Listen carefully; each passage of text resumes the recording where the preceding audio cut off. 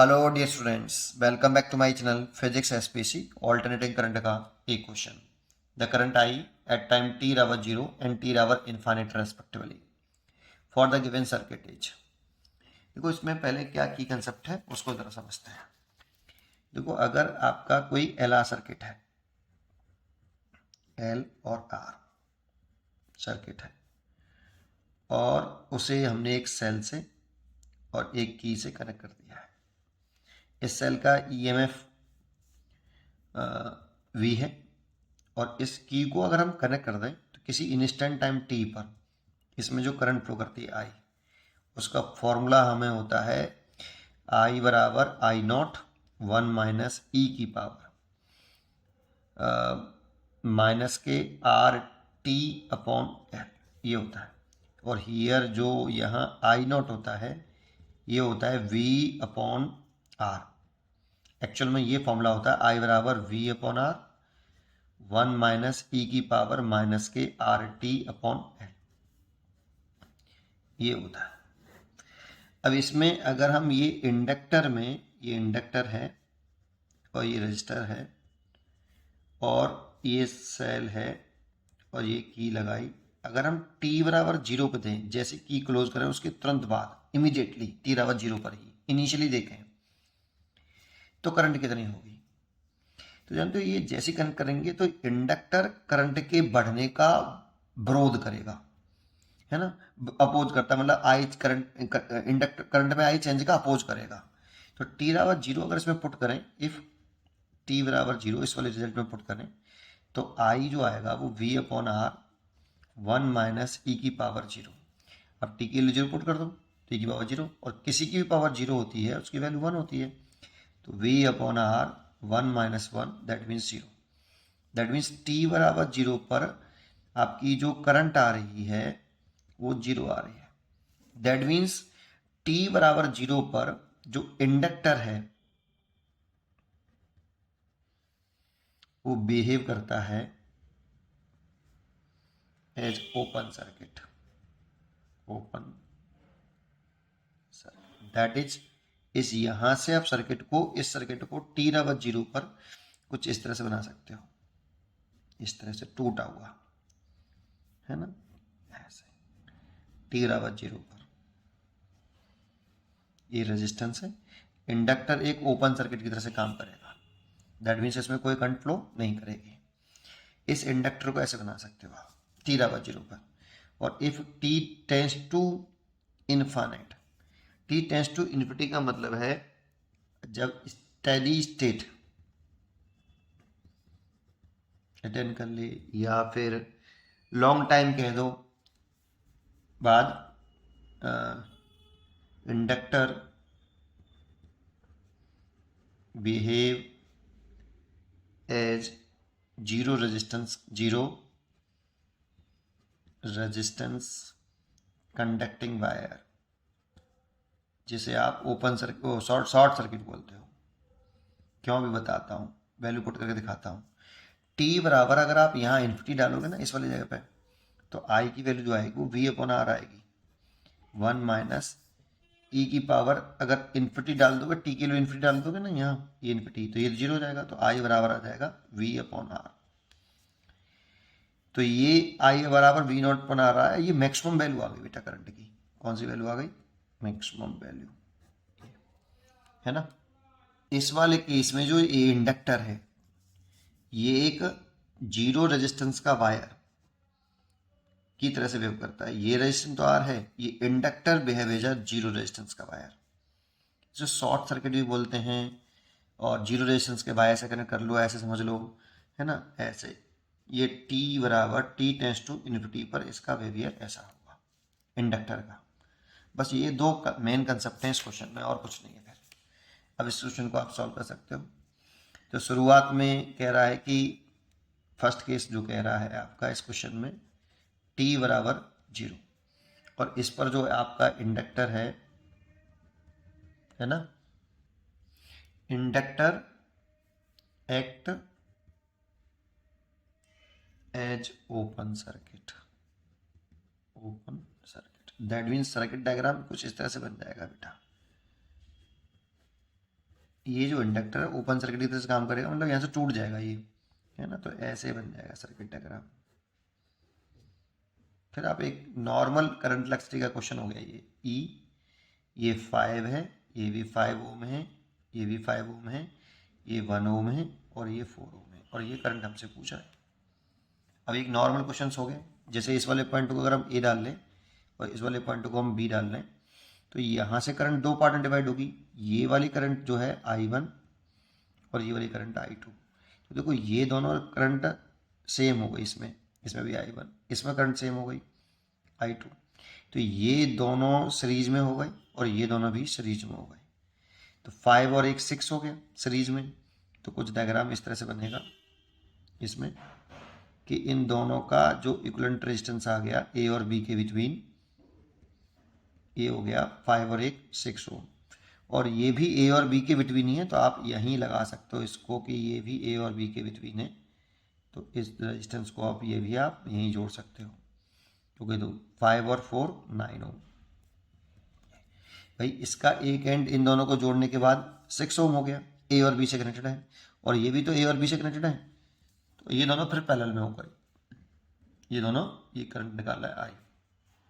ये 9 और 6 are connected in parallel.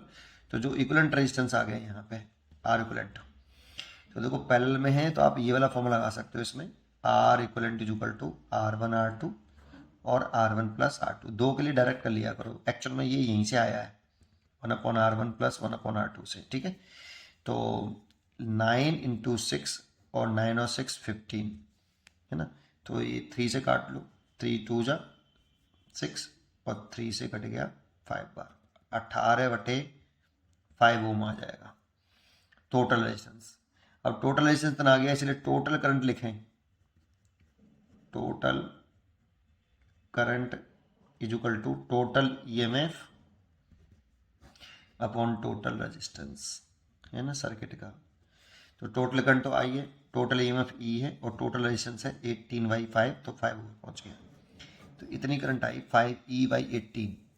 देखो इसमें भी 5E/18 करंट है, ये इसमें तो नहीं है, ये तो गलत हो गया, इसमें भी है ना। t/0 पर रेस्पेक्टिवली वर्ड यूज़ किया ना, तो ये तो गलत हो गया और ये भी गलत हो गया। अब इन दोनों में से एक सही हो सकता है, तो दूसरा भी करना पड़ेगा हमें। सेकंड पार्ट में अगर हम जाएं तो उसमें कह रहा है t=∞, तो t=∞ पर आपका ये सर्किट शॉर्ट सर्किट हो जाएगा।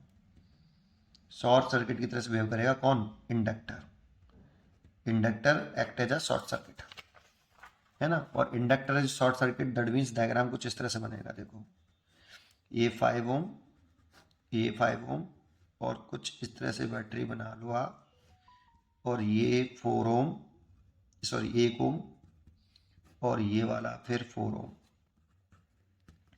और यहाँ से एक वायर, एक शॉर्ट जीरो रेजिस्टेंस का वायर बन जाएगा बेटा, ये ऐसे जीरो रेजिस्टेंस का एक वायर, इसका रेजिस्टेंस 0 है ना। तो देखो ये वाला पॉइंट ए है, ये वाला पॉइंट बी है, और ये 1 ओम है, ये 5 ओम है, ये 5 ओम है, और यहाँ पे करंट निकल लिया है, हमसे पूछा है। तो एक बात समझिए, पहले यहाँ एक सी पॉइंट डाल देता हूँ और यहाँ एक पॉइंट डाल देता हूँ डी। देखो एक फॉर्मूला हमने पढ़ा V बराबर IR, V is a potential difference. जैसे मैं लिखूँ यहाँ पे V पोटेंशियल डिफरेंस है, तो मैंने लिखा VCD, C और D का पोटेंशियल डिफरेंस। इसमें फ्लो करने वाली करंट तो कुछ होगी, ऐसा नहीं इसमें करंट नहीं जाएगी, करंट तो जाएगी इसके अंदर, है ना। करंट तो जा रही है, लेकिन इस वायर का रेजिस्टेंस 0 है, इस वायर का रेजिस्टेंस 0 है बेटा। तो रेजिस्टेंस 0, तो VC माइनस VD लिखें बराबर ये 0, रेजिस्टेंस 0, जीरो रेजिस्टेंस की वायर की तरह से बिहेव करेगा इंडक्टर। तो हम यहाँ पे लिख सकते हैं VC और D का पोटेंशियल सेम, तो C और D का पोटेंशियल सेम है बेटा, है ना। अब बच्चा कहता है पोटेंशियल अगर सेम है तो करंट कैसे फ्लो करा, तो बेटा ऐसे तो आप इस वाले जैसे आप बनाते हो ना सर्किट डायग्राम, ऐसे कैसे बनाया आपने, ऐसे, तो इस वाले पॉइंट का इस वाले पॉइंट का पोटेंशियल सेम नहीं है, सोच के बताओ।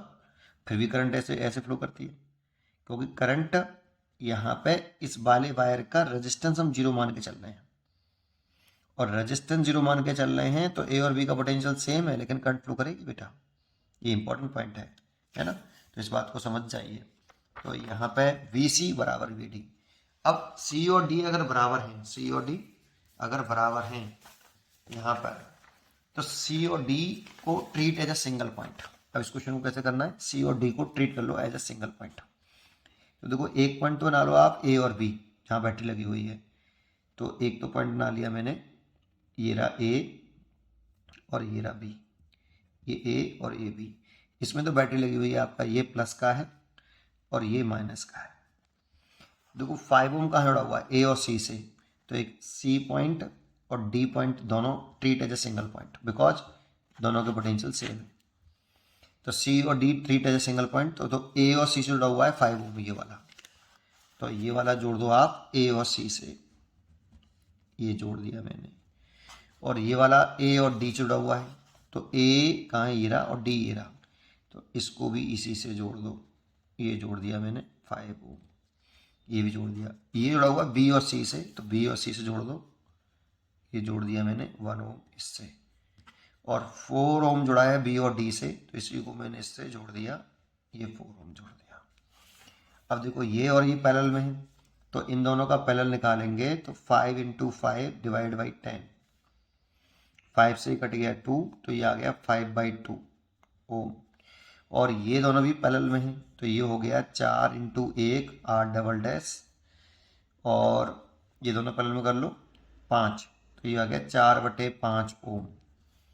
फिर जब इन दोनों का सर्किट डायग्राम फिर दोबारा से रिपीट कर लेंगे, तो ये एक हो गया है 5/2 ओम, और ये भी एक हो गया है आपका 4/5 ओम। यहाँ से करंट चल रही है, करंट सेम है। अब देखो ऐसे, तो ये दोनों अब सीरीज में हो गए, तो आर इक्वलेंट जो आया है, ये आया है 5/2 प्लस 4/5, तो 10 एलसीएम ले लिया, 5 हो गया 25 हो गया, और 2 हो गया 8 हो गया। दैट मीन्स कितना हो गया, 8 9 10 11 12 13 13 हो गया ये, और ये 3 हो गया, तो 33/10 है ना। कुछ गड़बड़ कर दिया, नहीं सही है। ये आपका आया आर इक्वलेंट, इतना आया ओम। तो टोटल करंट लिखें आई बराबर, फिर वही आई द टोटल करंट बेटा, और ये टोटल ईएमएफ है ई, तो total current equal to total EMF तो हो गया ई, और टोटल रेजिस्टेंस हो गया 33, और ये 10 ऊपर पहुंच गया, तो ये इसका आंसर हो गया। तो 10E/33, that means C choice is correct. 5E/18 और 10E/33। पढ़ते रहिए और खुश रहिए।